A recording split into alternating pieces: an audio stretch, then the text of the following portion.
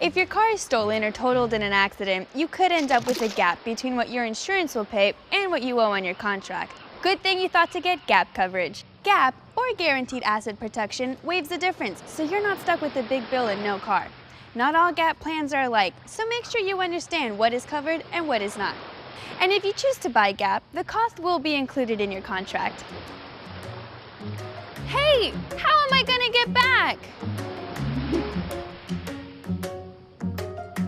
No way, not doing it.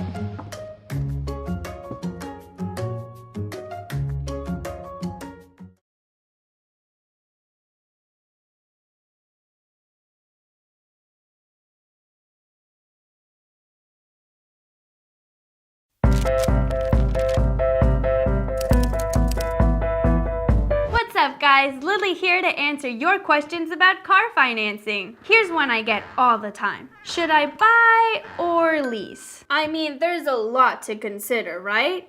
Well, no worries. I'm here to make it super clear so that you can get that new car or truck of your dreams. First, let me explain the difference between buying and leasing a car. Buying a car, you own it. That means you can drive as far as you want, or as much as you want, and as long as you want. This also means you can customize however you feel. Nice! And remember, you and your car are together for the long run, even after the warranty. So there may be a few things to fix along the way, like squeaky brakes, a broken mirror, or a loud muffler. Now, here's how a lease works. You choose how long you want it and how many miles you need, so keep in mind how much you drive each year. And the cool thing about leasing is when it's over, you can get a brand new car! Woohoo! And with shorter terms, your car is likely under warranty, which means unexpected maintenance is usually covered. But your job is to keep your car in good condition, avoid anything outside of normal wear and use, and customization is usually not allowed. In addition to wear and use, if you go over the mileage limit or end your lease early, it can cost you more money. So now how do you decide what to do? Let me tell you what I did. I took a step back and looked at what type of person I am. Fashionable. I'm smart. Funny, fashionable. That's it. I love changing it up and getting new things. So I decided to lease. Now my friend Frankie, she's the type that likes to buy a good pair of jeans and wear them forever. She's a buyer. So let's recap. If you're easy on your cars and you like the idea of getting a new one every few years, a lease is for you. But if you drive a lot of miles or like to customize and want to love your car forever, then buying is the way to go. And with some self-reflection, making a decision might be a breeze. One last thing. When calculating your budget, don't forget about the costs that come with both owning and leasing, like routine maintenance, gas insurance, and your state registration fees. See, you've got this. And if you need more info, just ask your Ford dealer or visit FordCredit.com.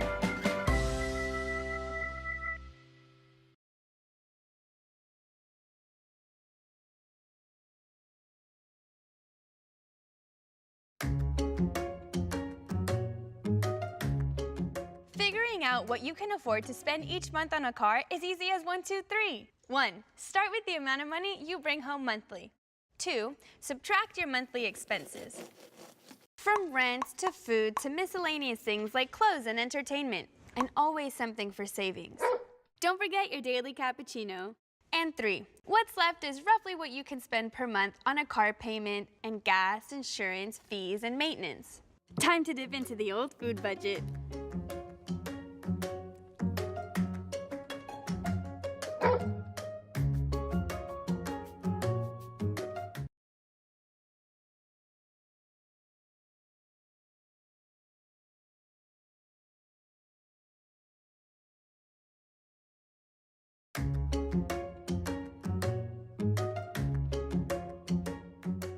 Simple interest is the most common method of calculating finance charges and is based on how much you still owe, the APR, and the amount of time. How does someone calculate simple interest? Show them the magic formula. Your current balance times the APR divided by 100, then divided by 365 days times the number of days between payments equals the finance charge for that period. Well, the thing about simple interest is that your payment habits affect how quickly the principal balance goes down and how much you pay in finance charges. So, if you can make a habit of paying more than your normal payment, the principal balance will shrink faster and you pay less in finance charges. Plus, because finance charges are calculated daily, paying earlier can also save you money. Pay more and/or pay early, and over time, you pay less in finance charges and can save big.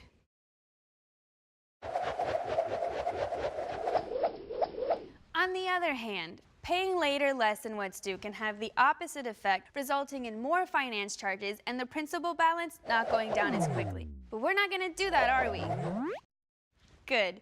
Now, show them where they go to learn more.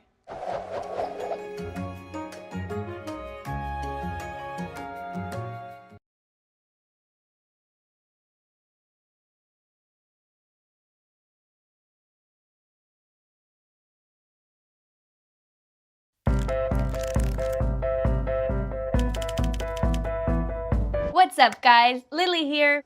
You know, people ask me complicated questions all the time, like, what is credit? How do I know if I have good credit? And why would you reheat salmon in the office microwave? Ugh. Well, lucky for you, I'm here to answer the first two. That's what I do. Understanding credit is actually easier than you think. You typically use credit to buy the things that you might not have cash for and pay back a lender over time with interest. Ready for more? Let's start with the basics. There are companies out there called credit bureaus. They supply a report with a lot of info about your credit, like if you pay your bills on time, when and where you've applied for credit. Credit bureaus also supply a credit score. A credit score is a 3-digit number that helps lenders understand how responsible you are. Just like grades you got in school. Look, here's one of my old report cards. A in English, A+ in econ, A in math. No. Typically, credit scores range from 300 to 850, 850 being the absolute best. Your credit report and credit score work together to help you get financing in the future. When you have a good credit history and score, it's easier to get credit to buy the things that you want, like a house or a car or these.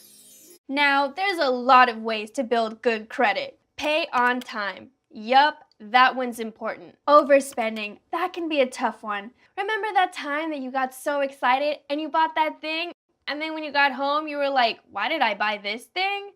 Yeah, don't do that again.